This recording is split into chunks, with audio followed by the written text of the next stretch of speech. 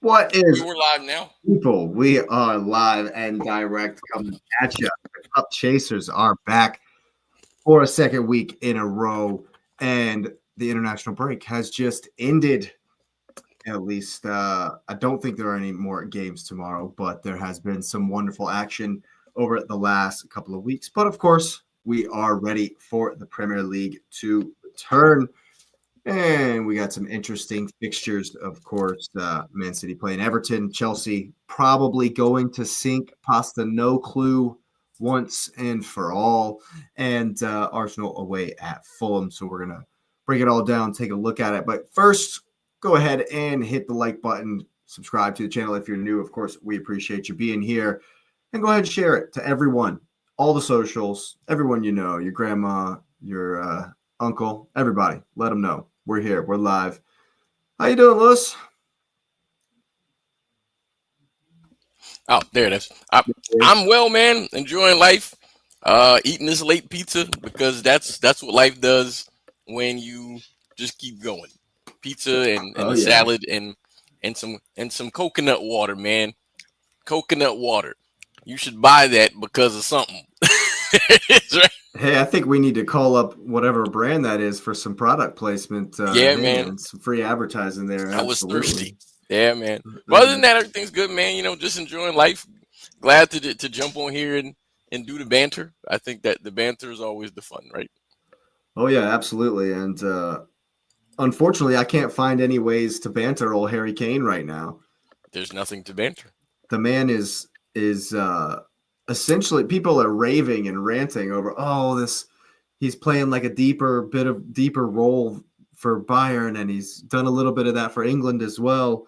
And it's like so surprising. It's not really surprising to me. People get old and slow down a little bit, and so when that happens, you got to adapt, right? You got to adapt the way Yep. you play, and so Yep. he's still got the vision. He's still got the shot. The power. He just don't have the pace. He doesn't. He's just not going to run past everybody anymore. As long as he's clinical, I mean, that's all that matters. Yeah, I mean, 20 goals in 11, 12 games for club and country. That's not bad. Hey, man, we gonna give Vinny some credit. I feel like Vinny's finally they seeing him, but I mean, respect to Harry. I'm not gonna take it from him because Harry has been literally just that guy for a while now. Oh yeah, definitely every game this season. Definitely the whole time this season. It's like easy money to bet Kane to score. And they're playing. Bayern's playing Dortmund on Saturday. Their Oh, a game. Klassiker. That's a So good game. so that's going to be a game. Both teams undefeated. I'm Well, probably my money's on Kane to score. I would venture to say the same thing. I'm thinking the odds are going to be really low. You're not getting good value on that at all. And But what are the lines on that? I mean, I haven't even looked at it yet, to be honest with you. I tend to, even though I expect Kane to start, I tend to wait till lineups are out to make bets on people, any kind of makes sense. shot, any kind of props on goal scorers or shots or anything like that. Because who knows, he might stub his toe on the plane home or on the plane back to Munich or whatever. Ugh. But he has been running things, and it definitely looked that way in the Latvia game for England. Just another. I mean, I know it's Latvia, but they were all over him, absolutely all over him. I thought even the defenders. I didn't expect to see Ezri Konsa, but he played very well. I was happy to see Miles Lewis Skelly get some minutes, even though Tuchel's put pressure on him by publicly saying he's got a lot of work to do to make the World Cup squad. Oof. And he gave him some minutes, and as far as I could tell from he wasn't a part of the. I watched like a 20-minute highlight thing, a 15-minute highlight thing. Didn't get to watch the whole game, but everybody, it's one of those games where the whole team was performing, so it looked like everybody was looking good. Yeah, that's what you Kane, want. oh, absolutely. Kane got a couple goals, and he was running stuff for sure. Anthony Gordon had a good cutback. I think Saka scored in the game before, but Eze came on in the second half and scored. So that was a bit of a theme in the international break with Arsenal players looking good. I think Trossard scored. Martinelli scored. Um, I thought Declan was going to be in. He got that little niggle on his back versus the in the last game. Who was that? West Ham, and but he played. But he played a lot for England. So we'll speak on whether or not Arteta will start him. But I thought he had a good game as well. There was one time where like he ran into the box to get on the end of the cross. And it just went off it was an own goal. It went off the dude into the goal, and he turned around and looked at Kane and was like, I think it was the fourth goal or whatever. And they just kind of both put their heads down, high-fived and like walked back. It was like, at that point, they were just so much better. But yeah, I'm excited because, there was a lot of guys that, who could have played that didn't get called up and didn't play. Because I remember the big controversy over Jude Bellingham, right? mm-hmm. There was a lot of talk about that. And I just think now, that people are sort of just let these guys play, man. I mean, maybe I'm a weirdo for that, but I just feel like just let the dudes play. I mean, because it's similar where I know we're gonna go there, and at some point, but it's similar where the United States like they ran the same horses all the time, and they were like not great horses, but they were still horses. And then the next set of horses just didn't know what to do, or they're just sitting watching what our version of stallions did. And you're like, that's why we struggle going to the next thing. And the reason I say that is because it's funny. When I remember when I lived in England for a little while, I saw a deer because somebody asked about a deer on the road. And he was like, "Hey, do y'all hit deer?" And he was like, "No, not really." And then we saw a deer running, and the deer were like what we would call like little baby deer here compared to like the monsters that'll look at you and like what dare you to like dare you to hit them and stuff like that. So, I just think England is. I mean, dude, will they put all the buttons together this year and actually put it on the shirt where the buttons together? I don't know. I mean, that's not who I'm rooting for. But if they do, I wouldn't be like bothered by it. I mean, I feel like some of these, I don't know, some of these guys might age out. I don't know if it's like a golden generation. It's kind of hard to tell. Like sometimes with some of them, like Saka's been around for so long, but he's like 24. Like, yeah, man, he's like a baby, man. Yeah. And it's because they're starting like Lewis Skelly's like, what is he, 19? It's because they're starting so young. They're getting in the team so young.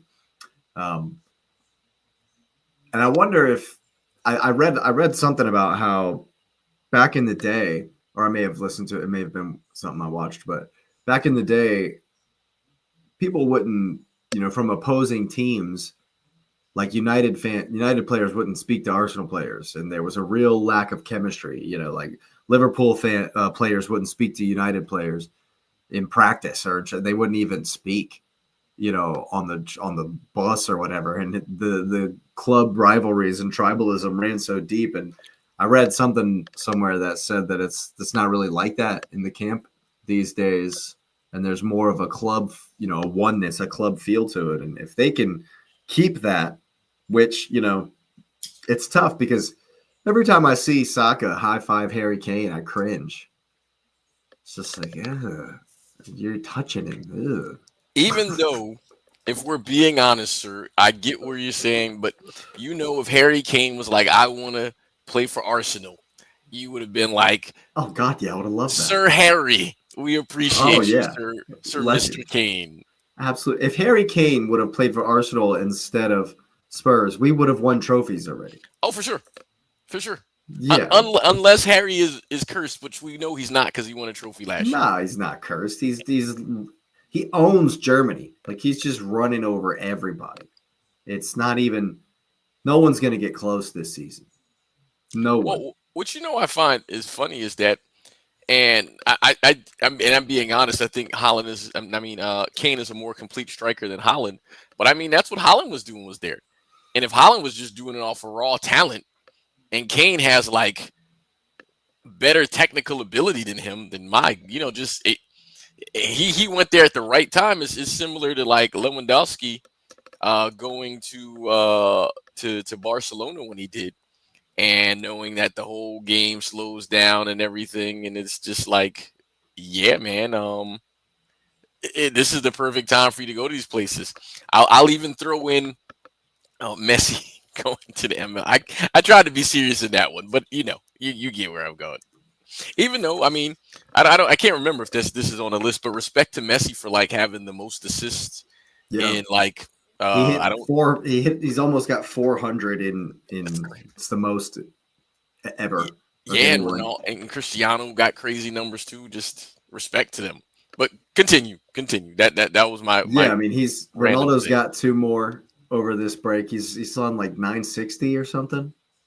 Yeah, it's insane to imagine. 1,000 goals, man. Yeah, it's crazy, man. That. I mean, we think there were some unbreakable numbers. I think that's one of them. That's like Haaland has he started fast enough to do it, but there's still a lot of ifs. Like, will you stay healthy season in and season out? Will you score 50 goals every season? Will you be able to play till you're 43 years old? Like, he's going to have to do all of that. Like Cristiano and Messi are on like different planets, man. Like, man. Yeah, the longevity is what makes them, makes them goats for sure. Makes them better than everybody else's, because Ronaldo's still, if he wanted to, he could probably still play Premier League. He could probably still make it in the Prem. Messi is an interesting one only because, and it's a joke because I know this was happening towards the later years at Barcelona before he went to PSG. I mean, he made a comment about it, I believe, unless it's like one of those old fake tales. But he was never a runaround guy, anyways, And so, like, once Pep left, and he had a manager that most of the managers kind of like were beneath him in a sense of like stature. You look at that, and he's never been like a run around the field kind of guy. So he literally reserves his energy for the entire game until it's time to do something, and then he finds his burst. And he's not there to try to beat you, with speed or physicality. He's looking to put the ball in the net or to someone who can put it in the net, Right. And so I give him a lot of credit because his style of game is so unselfish, and to a degree that and I know I wrote this in the chat to you, like we literally have lived in one of the greatest generations of football, just to see, when they were like young, and then to see them in this peak, but then to see the people who played before them that were good. And while maybe not totally understanding the game like we do now, still like understanding, like seeing amazing stuff and be like, Jesus. And to see these guys pass all of that, like just regularly pass it. And I'm happy, I'm happy that I get to witness that. I'm glad I have no need to pick one because I got both, Right.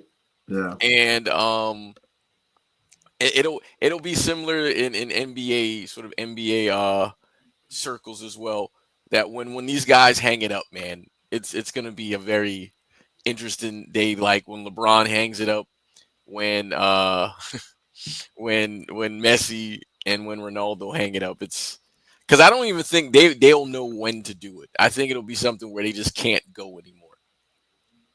Yeah, I mean, and who knows how long that'll be. When you're that conditioned for that long. Yeah. I think if Ronaldo wins this World Cup, I think he's gone. We'll either see a really sharp, quick decline and then retirement, or he'll just retire on top. I think you mentioned this in another pod that I think he still wants the 1,000. I think that's the only thing that, I mean, I know he wants the World Cup because there was like somewhere where somebody's like, oh, would he take the World Cup or 1,000 goals? Well, that's a dumb question. I don't know any footballer who played the game, who played for their national team, who played and dreamed anything doesn't want the World Cup. Well, Yeah, everybody. There's lots of people. No, lots of people have not won that. Like that's not people a are not. question. They're saying Yeah, lots of people no. Lots of people have not won the World Cup. yeah, that's So not a yeah. in my opinion, he wants that, and to because like I mean, he's a legend now, but if he won the World Cup for Portugal, For Portugal, no, yeah, that's the thing. It's like he's not at a huge nation that's traditionally a World Cup powerhouse. I mean, he would literally be the Pele of of he'd be. I'm gonna actually say he'd and I'm not saying this because obviously contextually I don't compare generations. I really avoid doing that, but because of the era, he'd be bigger than that. Yeah, And here's why he would be bigger because Europe is harder, man. Just modern Europe. Like I mean, yes, we can say, well, Messi played in Argentina, it was hard there. Yeah, until they started playing the tournaments every year and dudes couldn't play all the time, and then South America's fallen off, man. Just in because general. they're not because I mean Uruguay used to be a thing, they're really not. Colombia is a nice nation, but they're still leaning on Hames's 2016, I guess, World Cup That 2014 14, volley. whatever. Yeah. And Brazil is, well, I mean, they got Carlo there, but that means nothing. He's a name. And so then you're like, well, there's really nothing like that in South America. So, but then you say, well, we're the World Cup winners, we're the powerhouses. France, Spain, Germany, Italy, England. if, Yeah. England. If Cristiano is able Beats to get all a of World them. Cup, and now I already can hear it, and I'm gonna just go ahead and throw my soothsayer hat on and say this: if he wins it this year, they're gonna be like, "Oh, it's because it was a diluted pool because they let more people in or whatever like that," and that's fine because Messi won the World Cup in the winter, and he scored 13,000 penalties. Right. So I'm gonna just leave that there. But if Cristiano Ronaldo can win a World Cup, I mean, I don't believe in any goat, so there will be no goat talk. But man, he'll be in a stratosphere that it won't even matter. That they'll say, well, Messi has more Ballon d'Ors. It wouldn't even mean nothing to him. Like it literally No. wouldn't mean anything. Yeah. I don't Not if he think got that one. I've actually heard him give a couple of different interviews not recently, but I never like looked up Ronaldo interviews, but some of the things I've listened to, he's like popped up in, and I think his mentality is he doesn't care about Messi. He knows he's the GOAT. In his mind, he's the greatest ever, and he's always been that. Yep. So he's yeah, maybe personal milestone reasons he wants to hit the 1,000, but The World Cup is it. if he wins the World Cup, I think that he'll have no issue letting that go because it's arbitrary to him. Really. Yeah, man. It doesn't matter because I mean, if we think about it as little kids, right, man? If you know anything about football and you start playing the game and you start learning the game, even Americans know there's only one tournament that matters, man. There's only one tournament that matters. And then after that tournament, there's only one other that matters after that. And he already won that one. And he's won that like 7 times And or he's already something won that one. stupid. Yeah. So he's there's got that like one 5 left. times or something. There's So only one left that he's waiting for. yeah.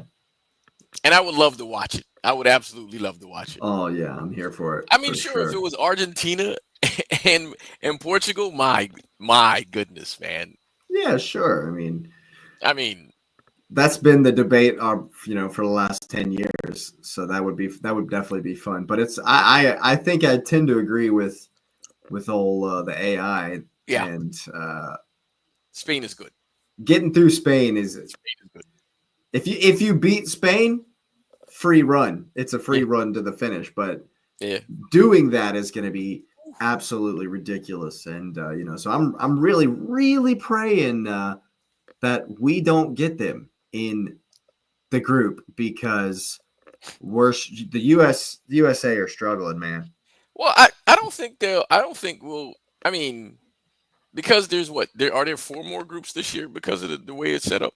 I think, is that right? something. Yeah, 3 or 4 more groups. it's a weird So it'll be structure. I got to diluted. review it again. I got to It'll look be at it again. diluted, and well, hold on. Let me just look it up, man. Like I'm sitting here like I don't have technology in front of my face. but I think I mean, normally these things are set up, man. Where oh, hold on. We're in Group D. I didn't know that D. because like there's Group A to Group L, and we're in Group D. And I'm guessing the draw is what, in December? Is that right? The draw is always the second weekend of December. Yeah, I thought it was in December. And so looking at that, man, I mean, I don't expect us to get anybody like we'll get one good team, and then after that, I think it'll be like we'll get teams we should beat. Yeah, but the problem is, you know, if we get one good team and say it's like Brazil, you know, that second team that might not be quote unquote good could still be like Turkey or, you know, or like one of the qualifiers, you know, maybe like Norway. Or what if it's Norway? What if we have to play against Holland? That'd be wonderful. I'm saying that sarcastically, but that would be wonderful. Nah, man, we'd get destroyed.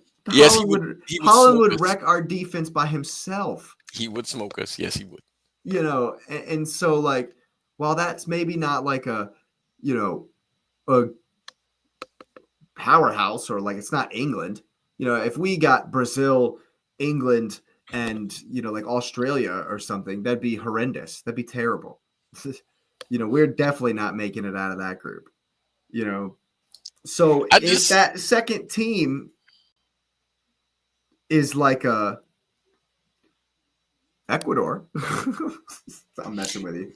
No, I mean, are they even going to make it? I haven't actually paid attention. I don't know. I don't know. But you get what I'm saying. Like, for sure. Even the maybe not so good teams are going to give us a real tough go of it. Well, who's qualified so far? Like I knew, but I didn't know. Not many people have qualified. England have only qualified because they win Smoked everybody. Yes, yeah. I don't even think Spain are actually qualified yet. And I think Norway is. Norway is in. I think dude, Italy are in danger of missing for a third World Cup in a row. Did you realize that? Yeah, they were not in Russia. They were not in Qatar, and they're on the brink. What was crazy about Italy is the fact that they missed the World Cup, won the Euros, and then missed the World Cup. And then there's like like Sweden, for example. They destroyed the Nations League, so they're going to get into the playoffs even if they don't make the playoffs through their qualifying. You know, and that's still Victor Gyökeres, Alexander Isak, you know, like Kulusevski, if he's healthy by the time the tournament rolls around. Like, these middle of the pack teams are still going to have enough to smoke us, especially the way our defense has been playing. Oh no, I'm looking. Italy might be all right, man, because they play Moldova next, and they are 3 points back of Norway, and then they play Norway last. And Norway won't need the win by then. Well, they're already in. They're in. There's like mathematically, there's nothing they can do to not make the World Cup, because their goal difference is plus 26. Like Italy, Italy would have to win the next one. Norway would have to lose the next one, and then Italy would have to smoke them by like 15 goals. Because it was the Kosovo result, or no, it was who did they beat someone like 11-0. Like Haaland scored an insane number. It was like 11-1. It was Moldova. It's Moldova, yeah. So Italy should be 11-1. Yeah. Okay, yeah. But, you know, I think Haji Wright looked good against Australia, putting his name in the hat for the, and he's been playing well for Coventry as well. So I hear, based on off the back of that game. I think it was interesting. Weston McKennie's going to be very important for us. He's been playing so well, man, especially in Italy. At So just Juventus, yeah.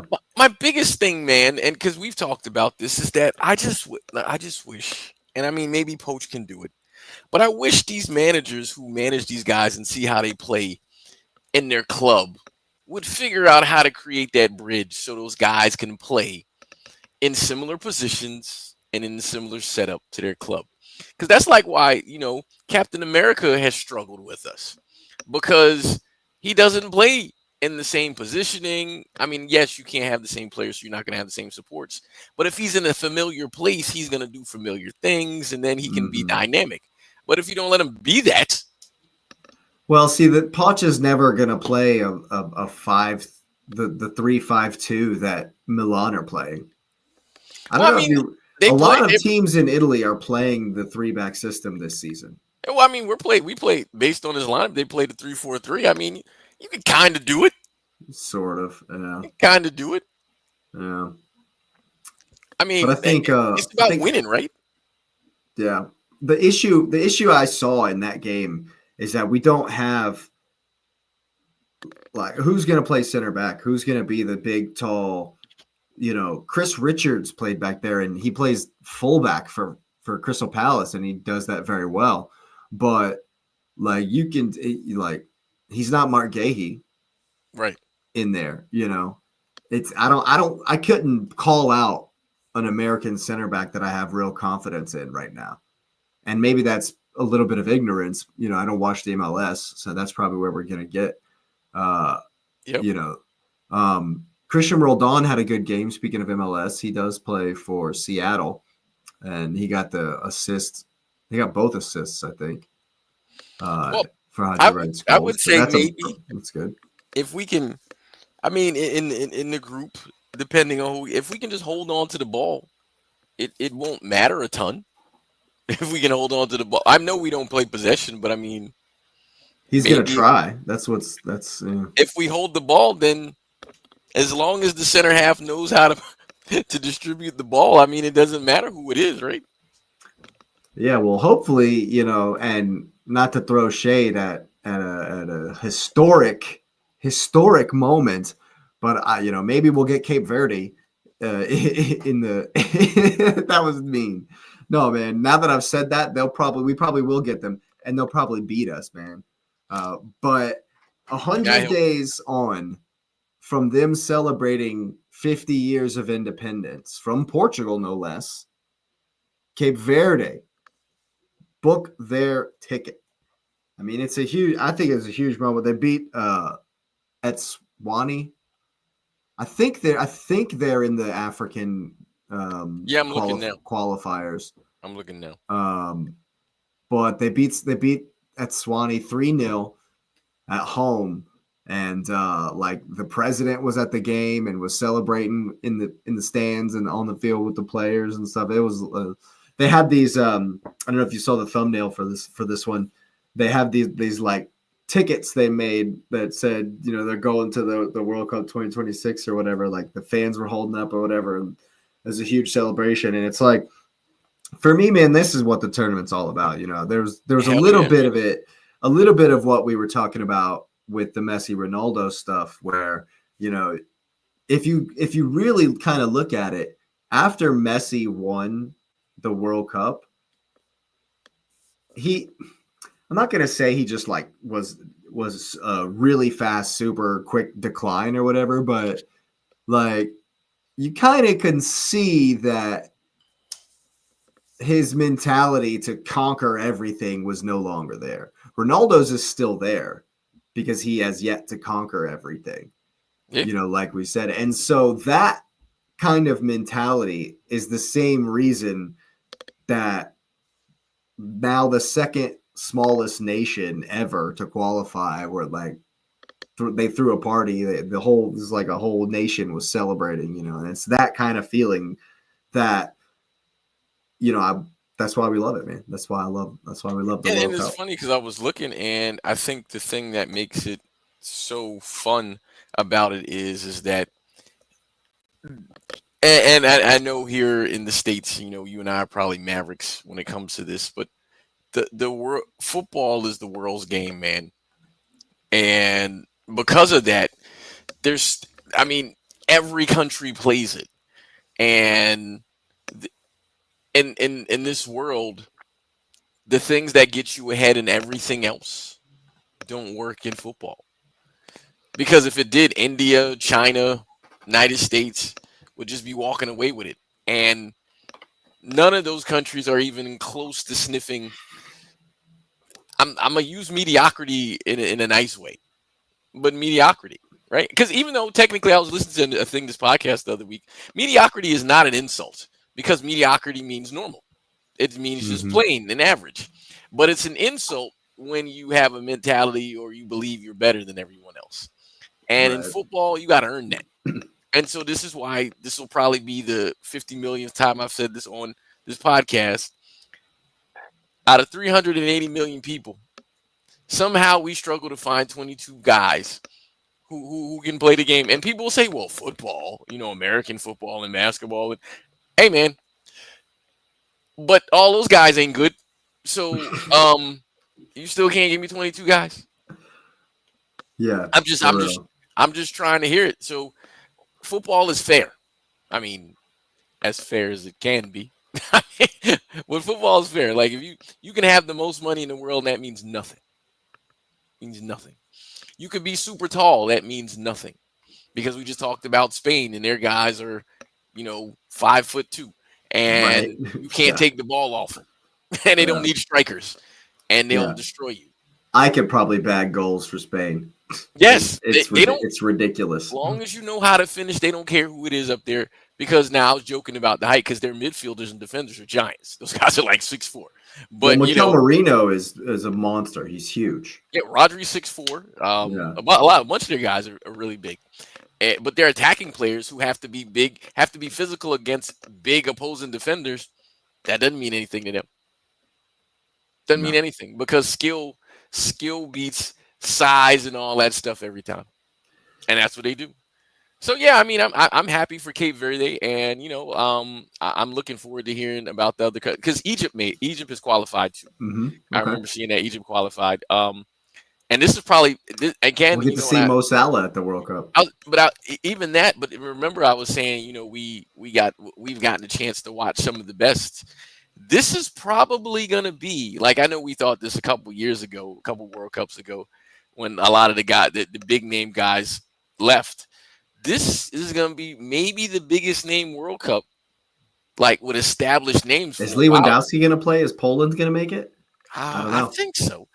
But think I don't even know if he's still playing though for them. Because I'm gonna check, but a lot of guys, this is their last run. Yeah, a lot of guys, this is it. Virgil van Dijk's last. It's their last go. KDB will probably Kevin De Bruyne. Well, that's why he went to Italy because he was like, I need to play, but I need to play, in a different place, and it was good. He needed something fresh, and I'm happy for him, But hold on, let me see. Germany, yeah, like the most of Europe still has like tons of games to play, but right. Poland, hold on, Poland. If you're having to look that up, okay, I was about to say they're behind. They're right behind Netherlands, and it appears they probably play them next. Oh, all right. So hold on, let me see if Louis is playing. I feel like he is. He's still playing. He scored a goal in the last game. Of course he did. Because that's what he does. Because that's all he does. Yeah. But yeah, they play their next game is against the Netherlands. Yeah. Okay. So well, there you go. Yeah, it's going to be a good one. I think that, one thing that I kind of concluded from the USA game was that just like Cape Verde, I think we're just going to have to rely on heart, on vibes, on, if tactically what I would say is if we can, as a unit, press the hell out of teams and win the ball high up the field and just kind of blitzkrieg teams and put as much energy into it as we can and hopefully score 2 to 3 goals, because I fear for our defending, so maybe we can just score more than the other guys, but well, I mean, what do they say? The best, it's not true, but the best defense is a good offense, but yeah. Yeah, I mean, as long as you're okay with winning 7-6. I mean, but it still matters who your shot stopper is, right? And We have Matt Reese.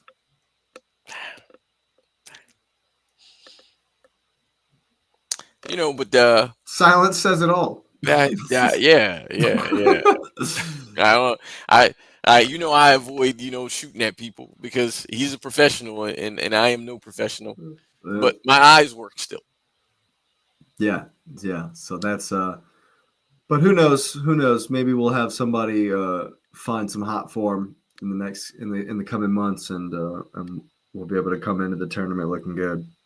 I'm hoping for it, man. I'm certainly excited. Yeah, regardless. Well, you know who's not excited about things these days?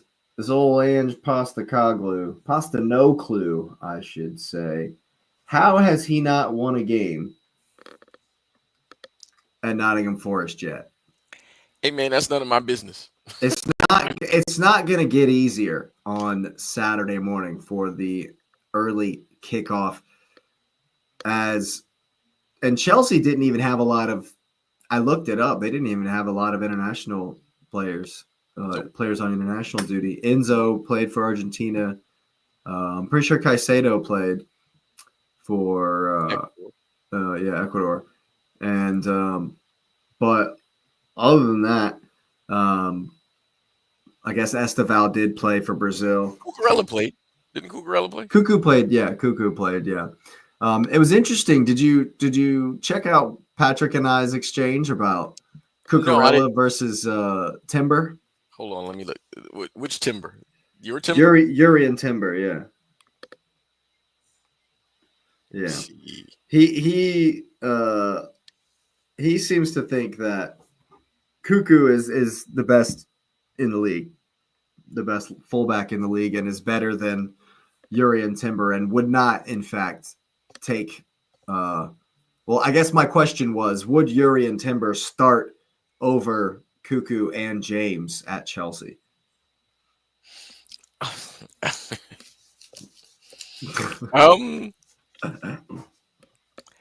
mean, I think style matters, right?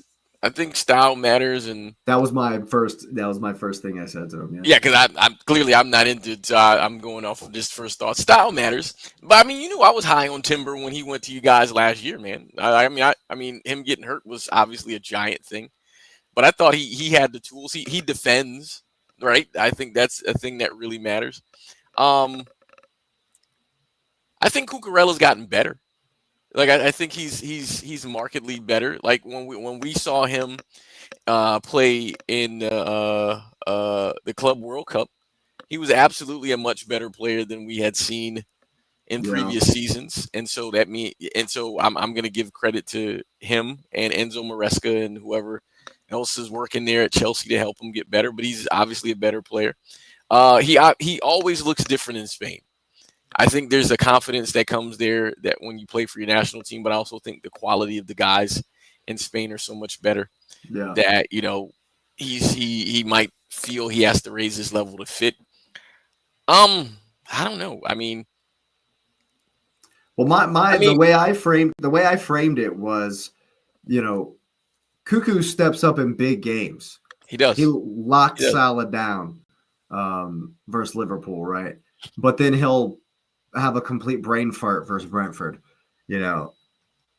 Timber is like 7, 8 out of 9 every day, every single time he's on the pitch. And he's a strong defender. He doesn't give the ball away much.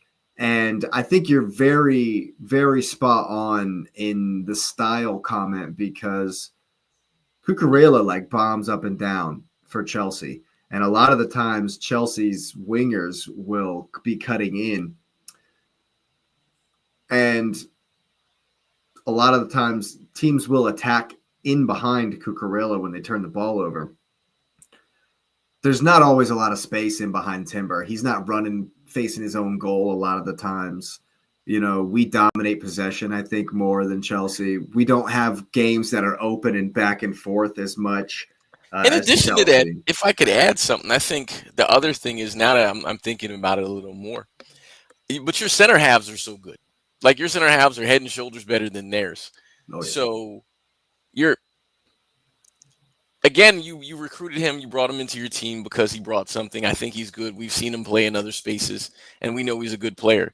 But your center halves are so good that he's not really asked to do the same thing Cucurella's asked to do either, because you don't need him to do it. Like you don't. He can sit there if there's a space he can go help and attack, but he doesn't have to.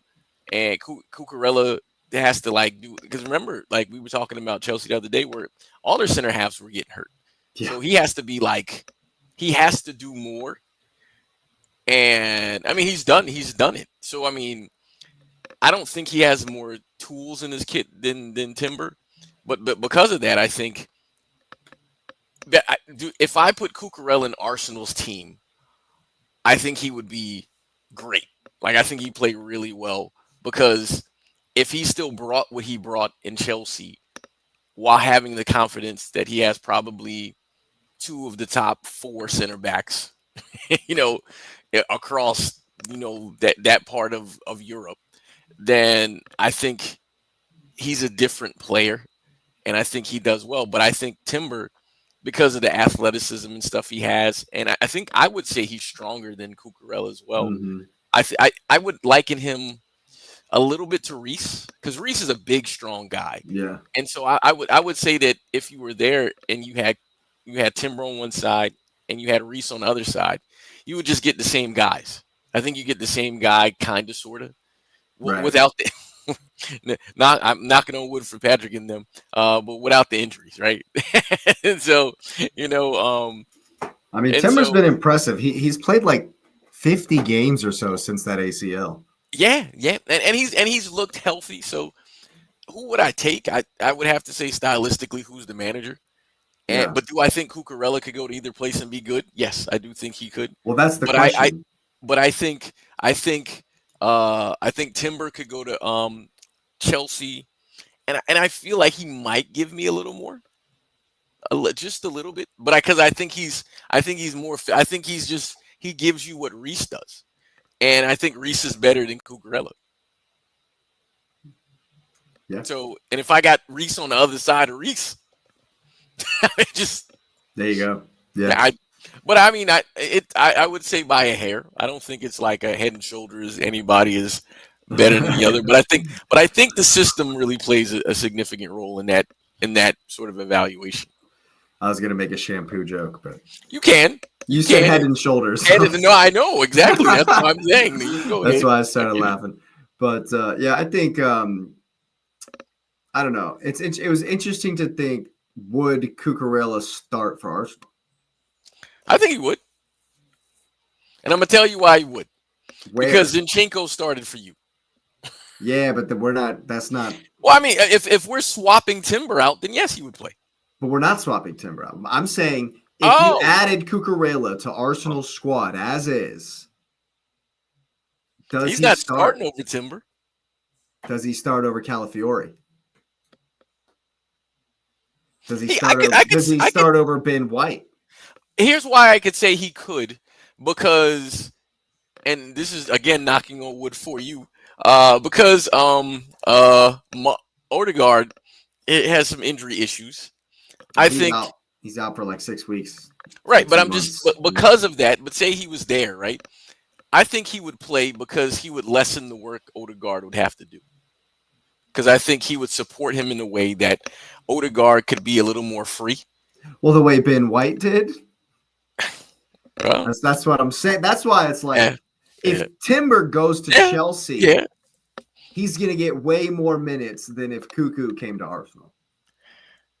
I mean, if we're talking about in the team and the other player's still there, that's a different one, because it's a tough question. It's a very it's different because like Chelsea plays a bunch of defenders though, so he's absolutely going to play. I mean, Chelsea had 6 defenders on the time that half of their center backs went down. You know what I'm saying?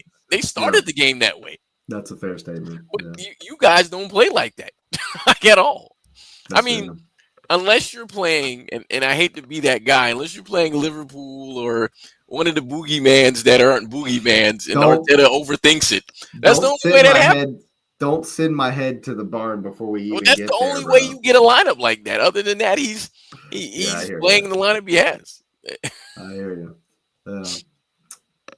Well, Chelsea do go to Forest, and do you think Ange gets sacked? There's been rumors about Sean Dyche if they don't win. That'll be 8 games. He's like the modern version of what's Big Sam, man.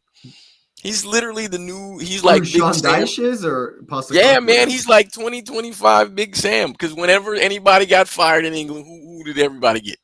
Yeah, if you want to be saved from relegation, call Just Big go get Sam. Big Sam.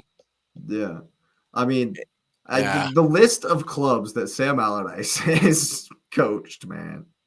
Only to be gone like in 2 years. He just literally goes in there to save the team and he's out. Save the day.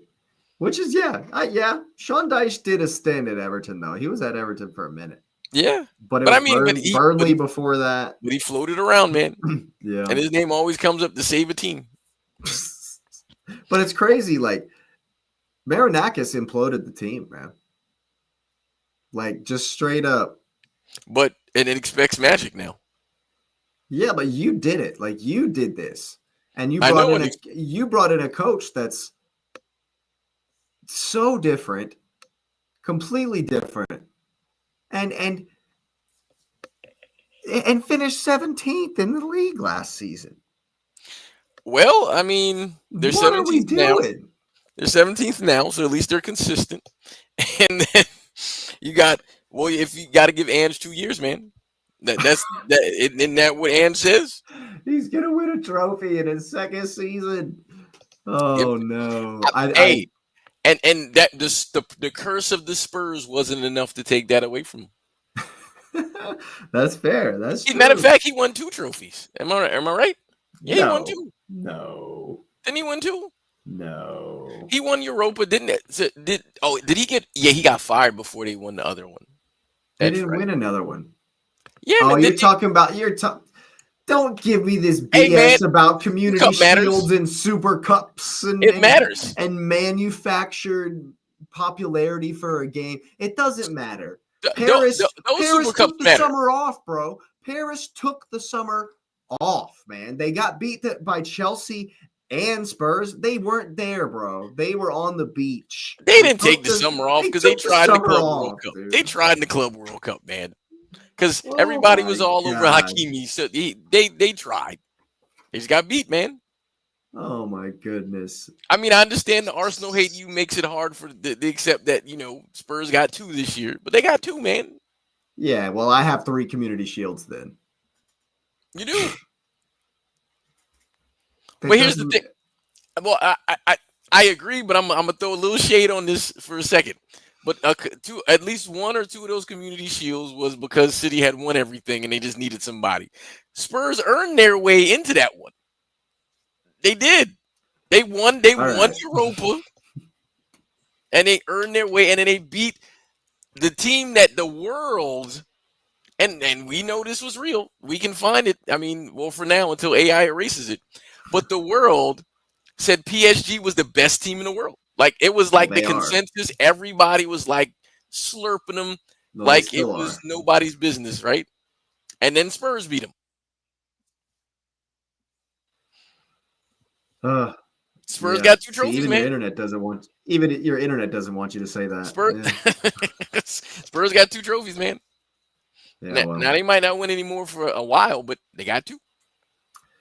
Yeah, it's a long way. It's a long way back, I feel, and for Postecoglou, that is, and I don't have a lot of hope for him based on what I've seen so far. On maybe the extra break will give him something, and Maresca won't be on this. Did you hear about that? First of all, he got his red, right? I know you saw him run down the sideline. Yes. And that wasn't why he got the red. He got a fine for that. But he was already on a yellow when he did that. Yes, he was. So, like, he knew it was coming. Yeah, it was motivation, man. When he did it, he knew he was getting the red sent off after he did it. I don't have a single problem with it. I absolutely love that. I was celebrating like that too.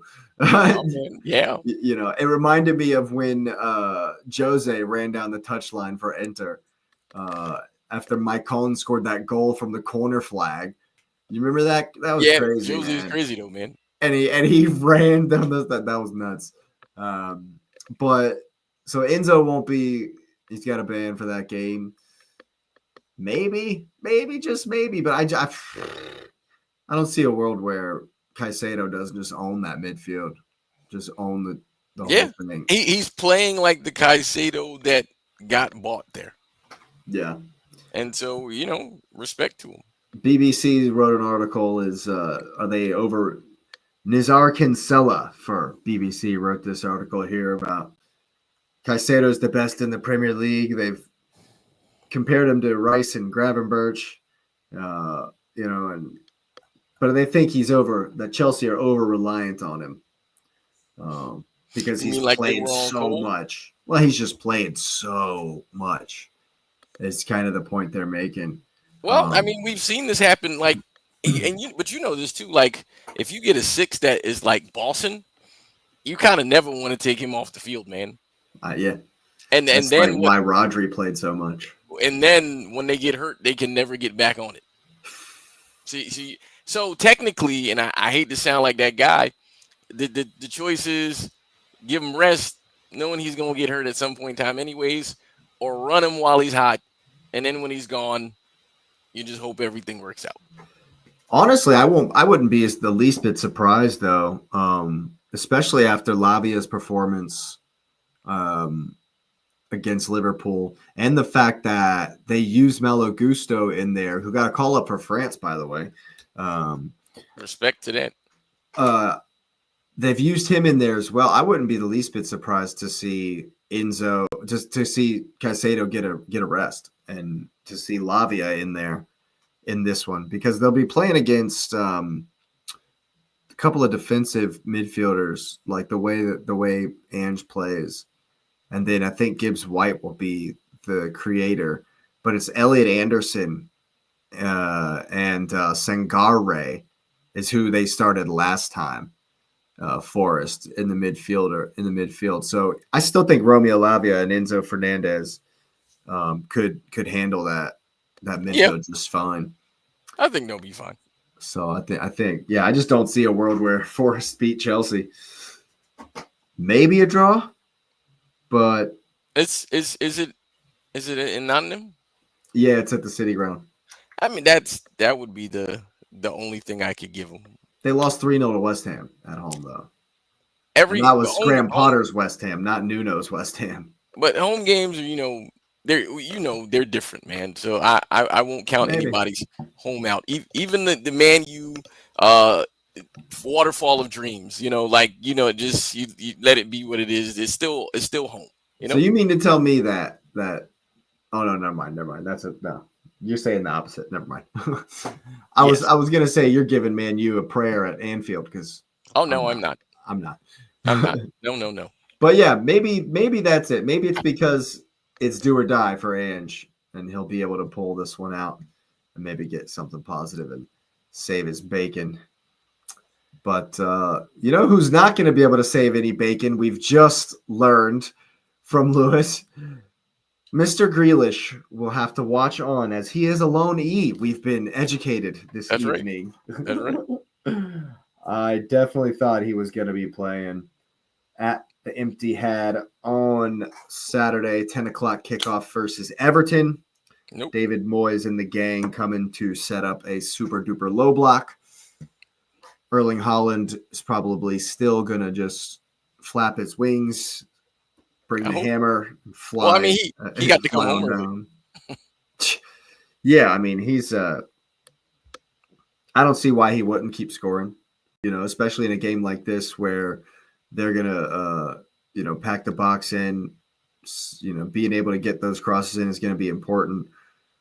And as much as we talked about last time, how Haaland doesn't necessarily do the physical battles as much this season as far as what we've seen so far, James Tarkovsky and what's the other guy there? The other defender. They are those types. Michael Keane are those types of defenders who will want to get in Haaland's face, get him a good tackle early, let him know we're here, be nice and physical. That's just the way Moya's teams are. Yeah.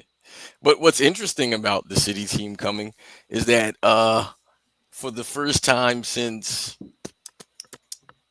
who knows probably the beginning of the summer, the whole team is healthy. Everyone's healthy. Yeah. Everyone is healthy. This is the first time in forever. And I mean, not like everybody just came off injury. Like everybody was coming off like right as it started. So everybody's been like back in training for at least a week.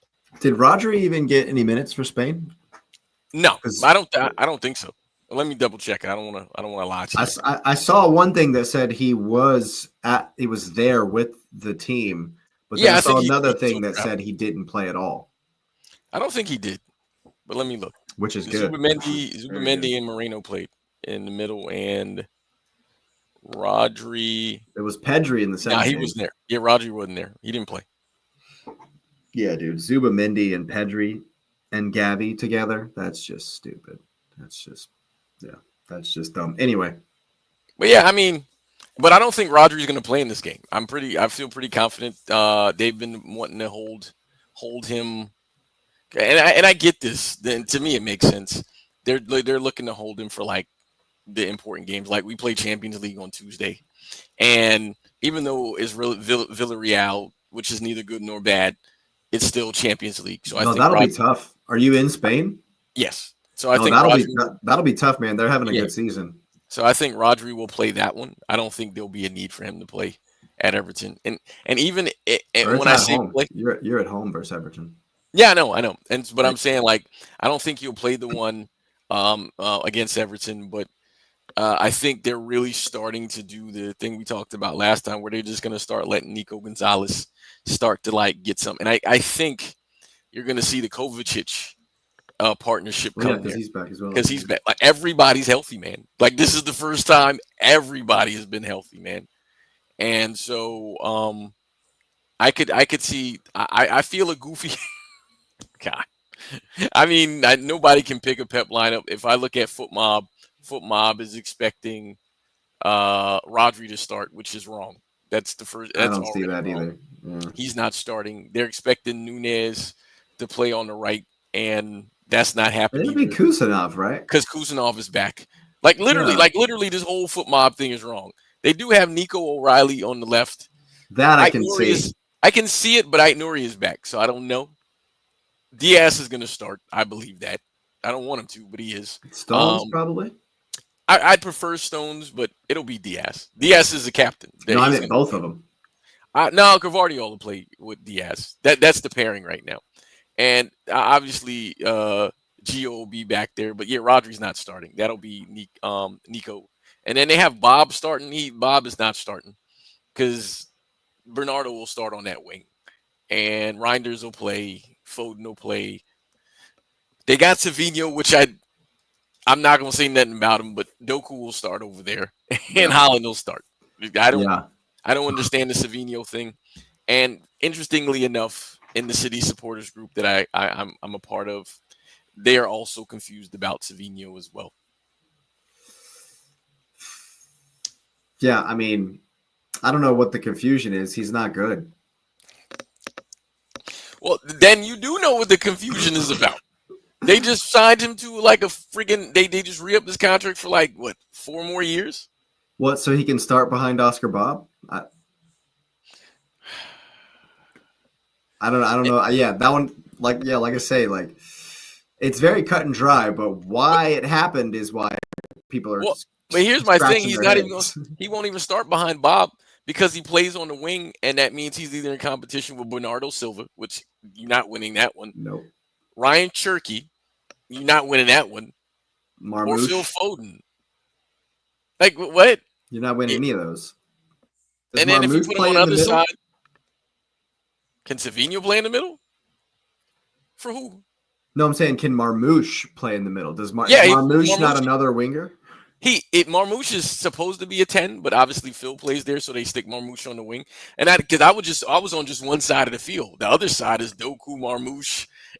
Yeah, like You're he's like not fifth better than any choice. of those people. You're like fifth, yeah. He's not better than any of them. Carabao Cup? Sure. But I think City's trying to win that this year, so I don't know. So maybe not.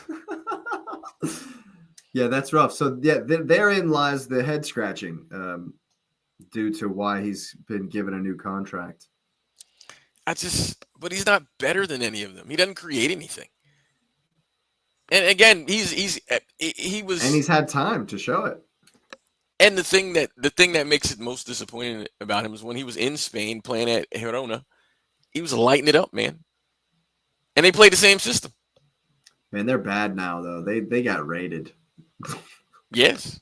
They got so raided, and now but that's because they're. I mean, if we're being honest, they're a Barca B for City, right? Like we already know what that is. Yeah, they're Barca B. Yeah, it's.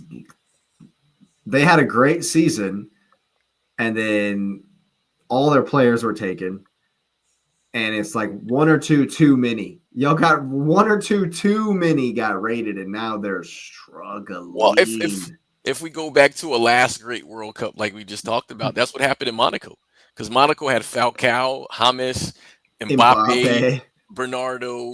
They had the Mendy fullback before he had issues with women. Yeah. And then there was like their whole team was full of studs. They had studs everywhere. Yeah. And then yeah, and it's taken them until like now to kind of sort of rebuild it. Yeah. Yeah, that'll happen. Absolutely. But yeah, I mean, I think City will be fine. I'm not City confident like 2 years ago because I wasn't super City confident last year either. But this year I don't know.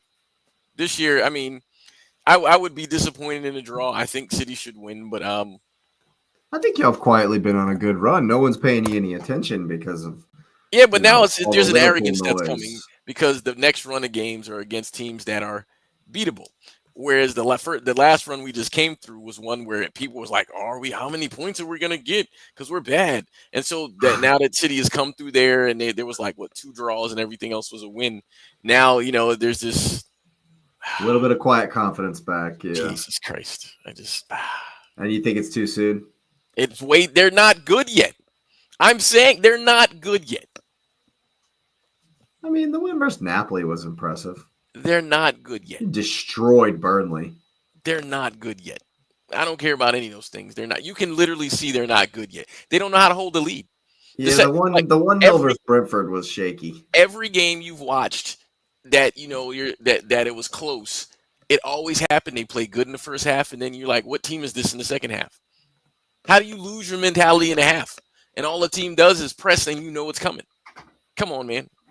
So one thing that I'll speak on in the Arsenal game, and when we get to that in a second, that I'll ask you about Man City is you've had a number of internationals as well. Do you think there might be a little bit of a hangover and a little bit of Everton will be up for this? It's not going to be easy, and this you could get kind of bogged down in some of the same stuff that has been your issues this season. And, if Haaland, because Everton are a strong defensive team, if Haaland doesn't convert, where's it coming from? Well, Marmoush is back. So, and Phil is there. So I'm confident those guys can score. It's just I'm not actually, and this sounds crazy because if you look at the score sheet, I shouldn't feel this way, but I'm not worried about us scoring. I'm worried about the conceding side. Now I give Diorama the credit because he's only conceded 2 goals in the whole time that he's been there. I think he's played like 6 games and he's only conceded 2 total. Sure. And that's fine, but my concern's still on the back end. It's still there. Can't defend, man. I mean, what y'all are poor against though is like quick counters and breaks into the channels. Everton are more of a crossing, kind of meat and potatoes lob it into the box. But, most Premier League teams can get a good quick counter. And yes, the and way we don't hold the ball in the second half. Like that's you know this when City in the heyday 3 years ago on the show, we all said, well, once City get a lead, you're not going to see the ball again. Right. That doesn't exist now. That does not exist now. I actually don't mind Beto up top for Everton. He's a decent forward. And Jai's having a good season. Of course, we won't get to see Mr. GQ, but I think I don't know. My gut, of course, tells me Man City should walk this, but they should. On paper, it's gonna be tough. Yes, I think it'll be a tough match. If you told me 2-1 City wins, I'd be absolutely fine with it. Yeah, I can see that. The problem is just what they're good at and what you're bad at don't really match up. That's usually when y'all are in trouble. Which benefits us. Which is a good thing for you. Yeah. There's always goofy stuff that happens, though, man. Yeah. I watched it. Maybe you don't want to give a lead to them. No. Y'all don't normally have issues with comeback power or whatever, but they'll clam up, dude. If they catch an early lead, they'll clam up, and it could get frustrating. Could be a long afternoon. I'm cautiously optimistic. So ideally, we smack them. Realistically, we squeak one out at the end, right? Yeah, and I think because the Etihad is not a fortress like it was before. No, and I think honestly, Pep will be happy with that. Just get the 3 points. At this point, it's just about winning games, man. Yeah. I mean, I still have I just have Man City trauma, just trauma for days. So I'm not ever gonna count you guys down and out. I don't do that either. That's for sure. You won't catch that. Now you won't catch me doing that. I think that, especially we said your upcoming fixtures aren't as tricky as they could be. Friendly. So, they're friendly. Liverpool really have the tough fixtures. Well, it's not that easy of a run, man. Villarreal is a tough game in Champions League. Aston Villa is not going to be easy. And then Bournemouth are never easy. And then it's Liverpool. It's not that easy of a run. And then you got Newcastle away. Well, no, but I mean, if you look in here, there's Villa. They're all right. We got Swansea. Well, that's the Carabao Cup. Well, I mean, but still, you're getting guys to play, so that means guys are getting rest. You get some form from other guys. This is a chance to pick up some form against maybe lesser competition. But I've never been that guy. So, we'll see. I like my run a lot better than yours. I'll tell you that. Yeah, I can see that. Well, even though we have Atletico Madrid and then Palace and then Brighton in the Carabao Cup. But then you play Burnley, and then we play Prague, Sunderland. Like, dude. But then it's Bayern Munich after that. So how you skip Spurs? Why do you skip Spurs? Respect Spurs. I'm not looking at mine. I was looking at yours. I don't have Arsenal's. No, yeah, but Bayern is after your derby. Matter of fact, oh boy, dude, you play Spurs, Bayern, and Chelsea. Mm-hmm. That's a pretty interesting run right there. It's 9 Thanksgiving points. Too. 9 points. Hey, I'm not saying anything about that. I'm just saying that's an interesting run at Thanksgiving. No, it's gonna be tough. That's gonna be tough for sure. That's one right there. And I think City will beat Everton for sure. Maybe not for sure, but I think they will. And I feel confident. Yeah. Would I put money on it? No. Yeah, my bet in that game would probably just be Haaland to score.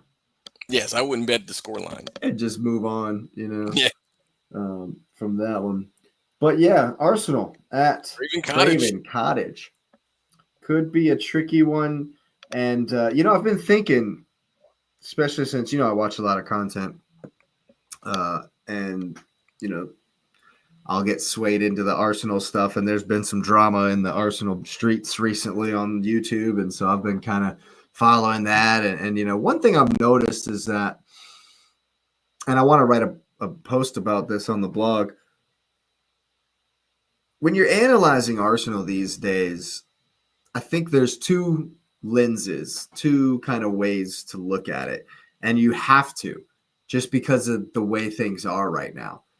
A is, my view, the fan view, the whoever you want to view, what I want to happen, what I think should happen, what I see, and maybe if we did this could happen, and I think that this would work.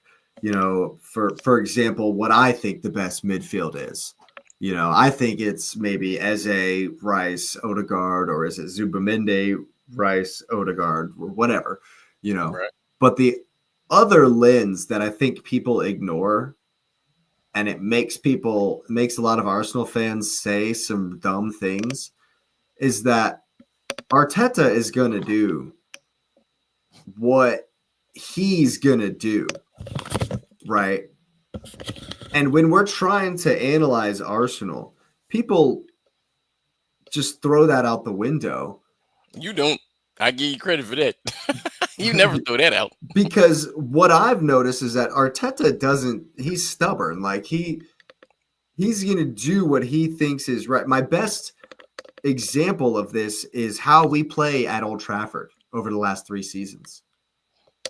They've are never horrendous. Yeah, they're not even in your league. United have been horrendous. Each of the last 3 times we've come up against them at Old Trafford, and we have not tried to destroy them. We have not tried to embarrass them or annihilate them as I think we should have.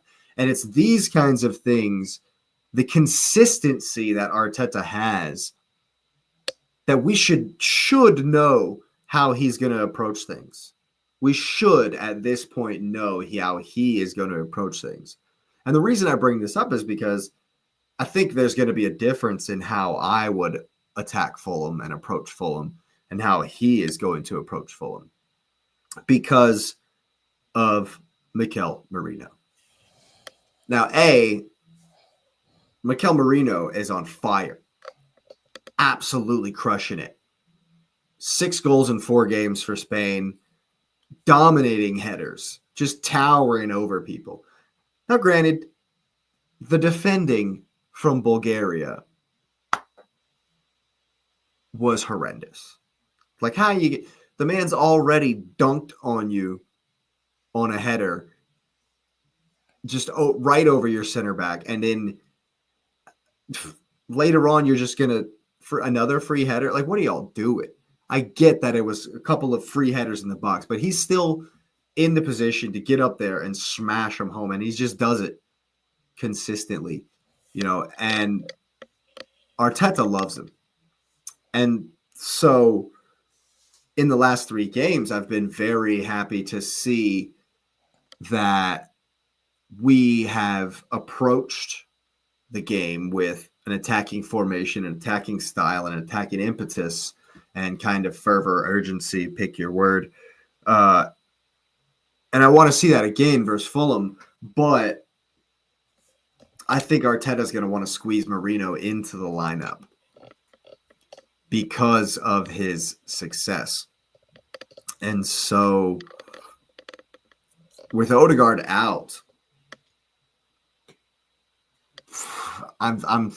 we might see Zubi, Rice, and Merino in the middle. We might see that. And Eze might get dropped, which is baffling for me to say that because I would never, ever, ever, ever, ever, ever, ever do that at this moment. Because he also scored a banger, by the way, for England. Okay, it was their 5th goal of the game, but whatever. Because, again, I don't believe that Arteta is going to drop Martinelli or Trossard, who both scored. I just don't think he's going to. Really?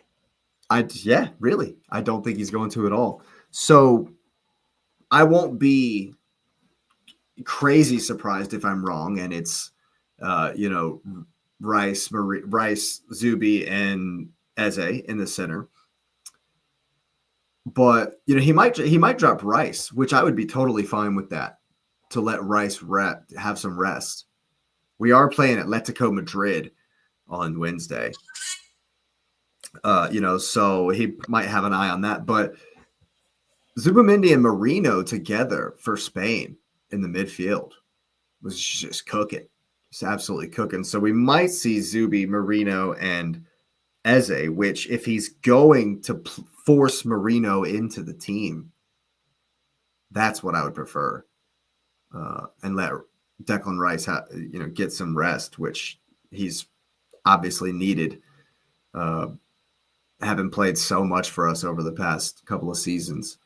Even Christian Norgard got a full 90 minutes as far as our midfield. So Arteta has a lot of options, and so it's like run him into the ground.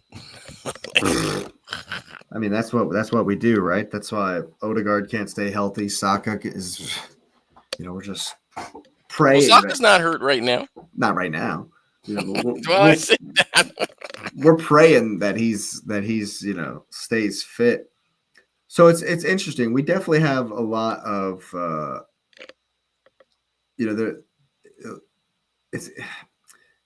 I'm back and forth on what he's going to do with the midfield. And Havertz is going to be coming back soon. And a lot of people are saying that Gyökeres isn't bagging the goals, so who's going to He's better than Havertz. He's better than Havertz, yeah. I agree. Like, I mean, we know that there better not be any other conversation because Havertz is not better than him. The general Arsenal fan base are nuts. I'm Jesus, there's no way they think that. I despite and it's not even a lack of goals. He's got 3 goals. There's no way they think that. Like, I'm not even trying to hear it. I'm not even trying to hear it, man. I can see what he's doing. That is 100%.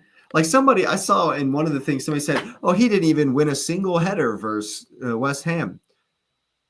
Firstly, we won every second ball versus West Ham. We won 80% of the second balls versus West Ham. And if my man doesn't go up for him, doesn't challenge, how are we going to create a second ball if we just we just let them trap it? How are we going to have the opportunity to win the ball high and keep sustained possession like we did for the entire second half of the West Ham game without him challenging for all of those? Hey, man, you don't even have to give me all that. You already know I know. Yeah, he's better than Havertz. He's better. I mean, and the funny thing is, and I'm actually standing on this evaluation, was it 2 years ago or 3 years ago, Jake? We went to the All-Star game and we watched him in the skills competition and he lacked skills. And all I know is no, there's no, and no. No, yeah. No. I think Kai was doing well before he got injured right at the very beginning of the season. He looked bigger, like thicker, like stronger, like he'd been working out all summer, which is good to see. And so I think Kai will definitely have a part to play this season. For sure. But he's second fiddle as a 10. Sure. Oh God, no. Don't even. Nah. We have way too many midfielders for Kai to show up in the midfield. Hey, man, they're going to play him as a second striker. We already know this is happening.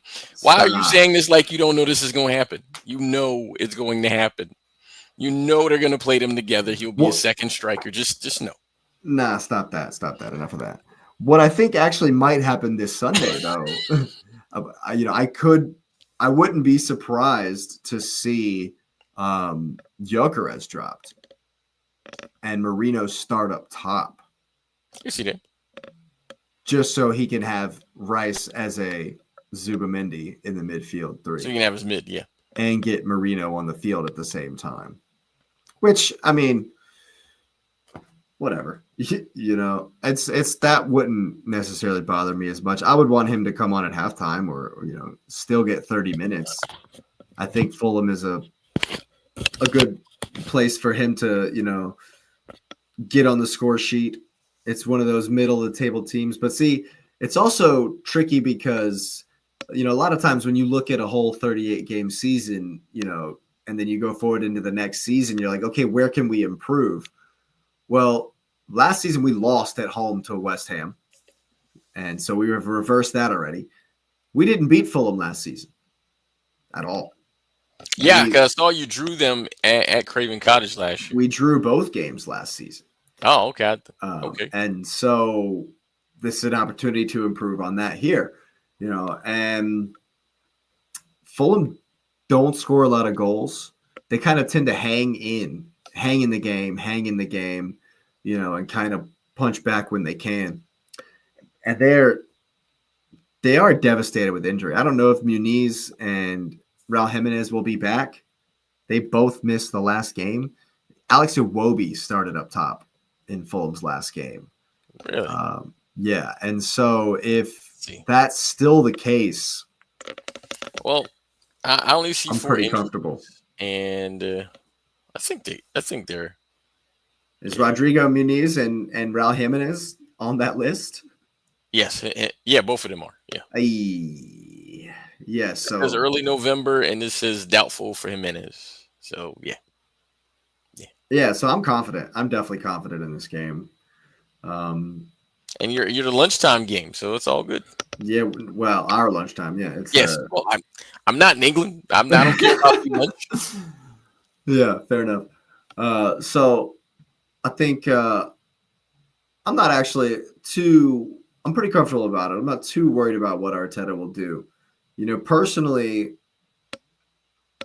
I still think Marino off the bench would be better. Our best midfield at the moment with Odegaard down is Rice, Zubi, and Eze. But like I say, I wouldn't be worried about it if Rice sits this one. Maybe comes in later. But I think it'll be a typical performance. We'll dominate the ball. It'll just depend on how much they're going to want to go forward away from home. I think Fulham will have their opportunities. They'll have their moments in the game. They always tend to, and Marco Silva will know how to, get the best out of, our attack, what he knows how we play. He's been around Arteta long enough now, and he's been able to stifle us in the past. So, If it ain't broke, don't fix it. Because at the end of the day, teams like that and places like that are good with sharing points. Yeah. On paper, if you look at this, if Fulham get a draw, they'll definitely be happy. But I think it's also important in the bigger picture. We just got on top, just got back to 6. We let a 5-point gap form. And then Liverpool lost twice, and we were able to capitalize. It would just be a damn shame to immediately give the lead right back. Because let's face it, there's a 7-0 loading. They're smoking them. There's a 7-0 loading. They're smoking them. They're smoking them. Especially since, it's one of those for me where it's like, we didn't play good. We managed to get over the line. Then we didn't play good and we got beat. Then we were awful and we lost to Galatasaray. And then we didn't play good and we got beat. I think it's like, all right, let's set this right.